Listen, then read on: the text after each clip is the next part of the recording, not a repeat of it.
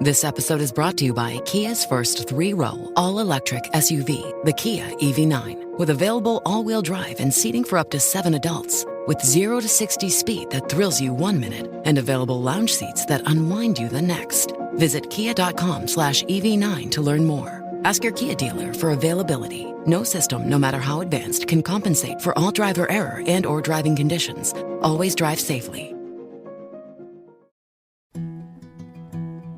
A science story, huh? Is NYU scientist the felt right? I was so And I just thought, well, I had figured it out. It was that golden moment. Because science was on my side.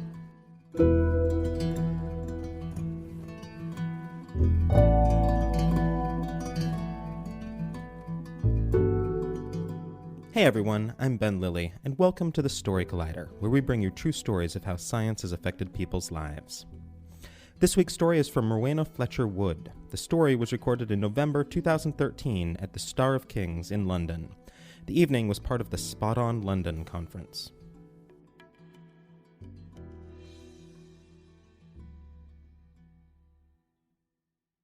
My story starts when I was 18 years old. When I was 18, I was in school and I absolutely loved school. I was a massive geek. I loved work. I was always terrified that I would run out of work to do. And I actually had a little stock of extra work to take to my lessons in case there wasn't enough work and I did run out.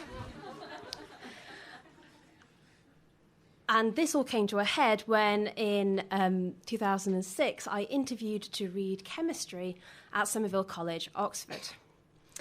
This is the college where Margaret Thatcher read chemistry. And Dorothy Hodgkin, who was the first female Nobel Prize winner in chemistry.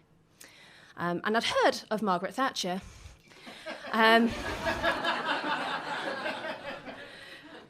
Dorothy Hodgkin, well, not so much so, but to explain about her, I'll tell you first about how supportive all my friends and family were of my application. And they were desperate to make sure that I was as prepared as I could be for those interviews, and also determined that they would be personally responsible for making me prepared.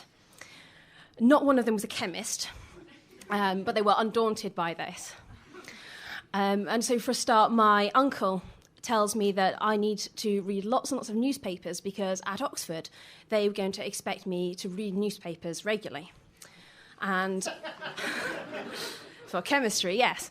And one of my friends thinks that what I need to know about is the history of science, and that if I don't know about this, they'll be very surprised. So I'm swatting up on what's currently in the news. So that's the Pope's funeral and polonium poisoning. And also reading about the discovery of oxygen and controversy over who really discovered oxygen. And my maths teacher comes up to me, brings me this heavy tome of a book, puts it into my hands and says that I'm going to have to know all about Somerville College if I'm applying there. And this is Dorothy Hodgkin's biography. So I dutifully open it and I start reading about her. And Dorothy Hodgkin is an X-ray crystallographer. At this point, I've never heard of X-ray crystallography, and I'm reading the book and I'm learning more and more about the technique. And as I do so, I think that X-ray crystallography must be the most boring area of science ever. The basic principle is that you take an electron beam and you fire it at a crystalline substance. And the repeating pattern of atoms in space causes that X-ray beam, the electron beam, to scatter, which is then detected. And you use mathematical transformations to start guessing at the structure. And with a very complex structure, you can guess and guess and guess and guess and still get it wrong. And for Dorothy Hodgkin, most of her work involved staring at little white dots on black photographic paper and trying to guess the exact placement of water molecules in really big structures like vitamin B12, insulin, and penicillin. And I decided that this was not for me. And I'd been quite sure that I'd wanted to study chemistry. But reading about X-ray crystallography, I began to feel this sort of twitching sense of doubt that I had picked the right degree subject. And at this point, it's too late because my interviews are already scheduled. So one evening in December, I turn up at Somerville College. It's dark and it's raining heavily, which is obviously a great omen. But I'm immediately met by the interview helpers who are running the Somerville College interviews. And these amazing people put me at ease straight away. And they take me to the bar that night, which was good. And then to my interviews the next day. And when I go into my interviews, all those people that knew exactly what they're going to be like and what I needed to do to prepare were wrong. And I'm sitting there thinking, this is strange. Because this was not what I was expecting. In one of my interviews, the interviewer got this structural model down from his shelf and put it into my hands and asked me to talk about it. So I look at the model, turn it around, and I say, well, it's kind of hexagonal, and oh, this one, to compare, this one is very square. Somehow, miraculously, 10 months later, I find myself in a tutorial room in Somerville College starting this degree in chemistry. And luckily, the Dorothy Hodgkin book was not really a very good reflection on a degree in chemistry, and I did love chemistry and even crystallography, which really wasn't the most popular of subjects. The lecture attendance dropped and dropped, but the tutorials were really good. They were informative and inspiring and filled with those moments where suddenly the fog around you clears and everything becomes crystal.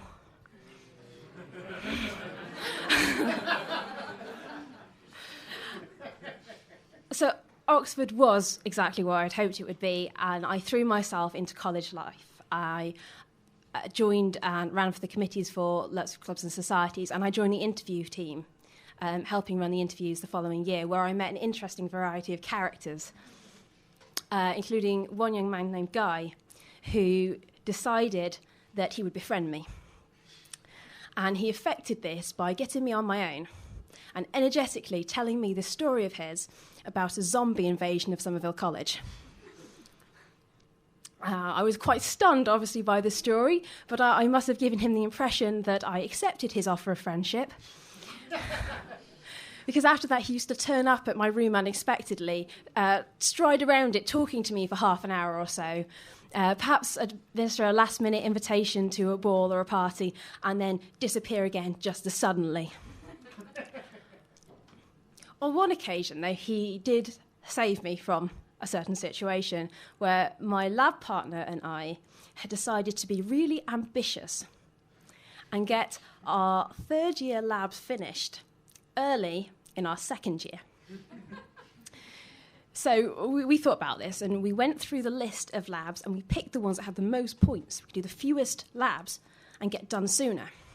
And obviously the ones with the most points turned out to be the really, really hard ones on material we hadn't even covered yet. So there I am, sitting in my room, staring down at this lab work that I have to hand in. I don't know what it's talking about. I have no idea how to answer the questions. And suddenly there's a knock on my window, and Guy's there, and he sort of mouths and gestures and somehow manages to persuade me that I should just stop doing the work and go to the pub instead. As that's the kind of guy he is. I handed that lab work in incomplete, but we had slightly better luck with the next third-year lab we attempted, which was on X-ray crystallography. So my lab partner and I go bouncing down to the single crystal X-ray diffraction lab, all bright-eyed and bushy-tailed, and the researchers who are running this lab take a look at us and decide that they're going to sit us down and talk us through the theory before we get started. And it was actually quite straightforward. It was just completely new. And it was almost like art and maths rolled into one. You had a new perspective and a new angle for looking at things. And it clicked. Somehow I just got it. And then they let us run our own diffraction, which is not actually an easy thing at all. It involves getting what looks like a powder, in our case a black powder, and mixing it in some oil, then looking at it, through a microscope whilst at the same time trying to pick it up with a really tiny piece of wire and get one crystal right on the end of your piece of wire. Well, eventually we did this. It did take a while, but we did it. And we put it onto the machine to run. And the scans take a little while, usually about half an hour or so, longer if you want more detailed data. And whilst our scan was running, we did an online tutorial on the subject, and we managed to finish our lab write-up. So by the time it was finished, we could walk away from that lab, no work to take home at all, completely wipe our hands of X-ray crystallography for a while. Because then it came to my third year. And in my third year, I had to pick the research project that I was going to be doing for my fourth year. I didn't have a clue. I spent some time completely at sea because I wanted to do something which was really, really exciting. And I had no idea what was going to keep me excited for 8 months. And then I thought of the X-ray crystallography lab, and I thought of the tutorials, and I thought, yes, I can do this. But then I thought of Dorothy Hodgkin.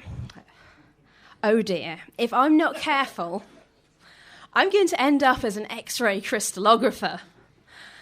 And it could be fun now, but how fun is it going to be in a few years' time when I'm spending my life looking for missing water molecules?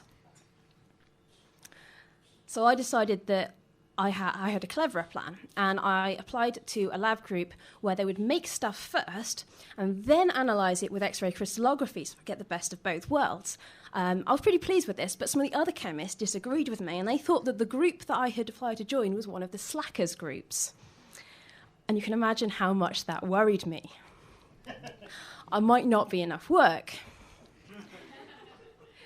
So I went to spend some time with Guy, who had successfully distracted me from work before. And we sat down with a box of wine and a film, and a little while into the evening, he made the spontaneous decision to kiss me. And this was unlike any other kiss that I've ever experienced, and I just suddenly found myself magnetised towards him. I couldn't leave him alone. I've got to the stage where I broke into his house when he wouldn't wake up to answer the door.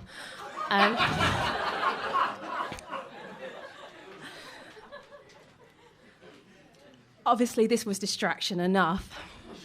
And I spiralled into my fourth year, completely unconcerned at my fate at the hands of X-ray crystallography.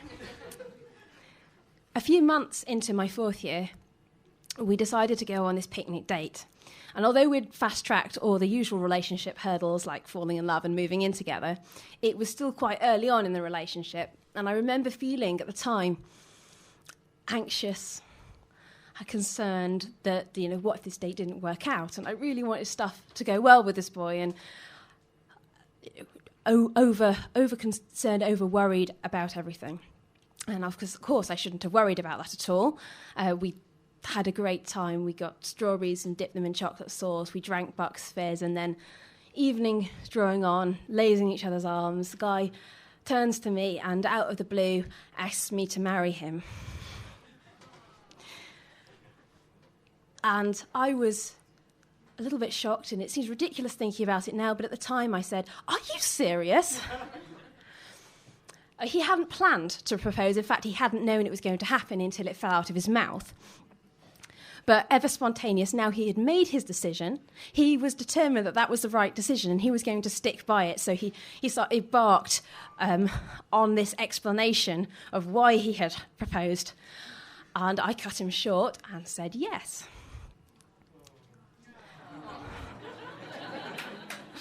So as soon as he could, Guy took me ring shopping.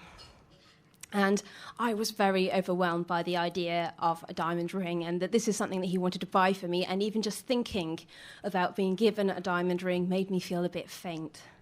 I had no idea how to explain to him how much that meant to me as a gift, as a token. We went to this one jeweller shop, and the jeweller sat us down and explained about the different colours and qualities of diamonds and how that would relate to the cost. And I asked about qualities. What are qualities of diamonds? And the jeweller said that the lower quality diamonds have little defects in the crystal structure.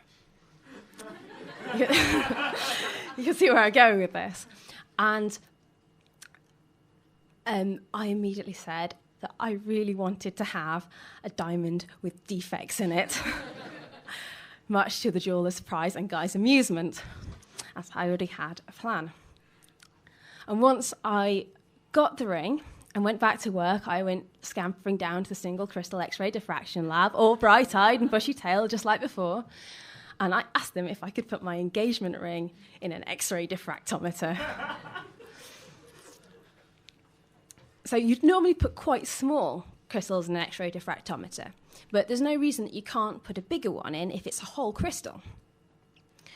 And the researchers looked at me and they said, very carefully, that all the damage I was going to cause this machine if instead of hitting the diamond, it hit the metal band.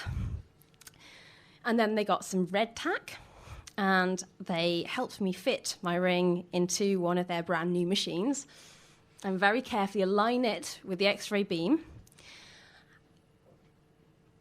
And we switched the beam on, and the ring began to rotate, and the beam hit the stone and diffracted. And then very slowly, this simple and yet slightly frayed looking because of the defects, diffraction patterns started to appear on the computer screen. And the beauty of this pattern is unlike the beauty of the sparkling stone, because it shows you what is beyond what the eye can see. And it tells you the inside knowledge of the structure of the pattern that makes the stone look as beautiful as it does. And a few people did question whether I didn't actually trust Guy to get me a real diamond and was checking up on him. But if I had thought that it might not be what I thought it was, and I wouldn't have wanted to map out this intrinsic beauty. So I did once wonder what Dorothy Hodgkin saw in X-ray crystallography, but here now I had the pattern that showed me.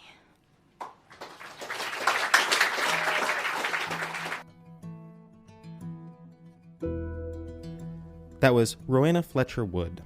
Rowena is a keen science communicator and doctoral researcher in materials chemistry at the University of Birmingham. She graduated from Oxford in 2011 and has since divided her time between research, outreach, story writing, and climbing. For more science stories, take a look at storycollider.org, where we have archives of the podcast and upcoming events. Also, we depend on listeners like you for our support. If you're able, please consider donating at storycollider.org/donate. The Story Collider is produced by me, Brian Wecht, Darren Barker, and Ari Daniel. The podcast is produced by Rose Evelith. Additional help from Brooke Williams, Lena Groger, and Justin D'Ambrosio. The theme music is by Ghost. Special thanks to the Star of Kings for hosting the show, to Laura Wheeler for tremendous help, and to Defects for being sparkly. Thanks for listening.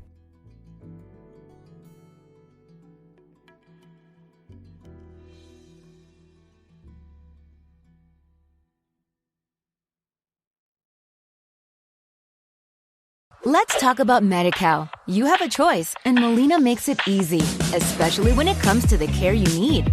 So let's talk about you, about making your life easier, about extra help to manage your health.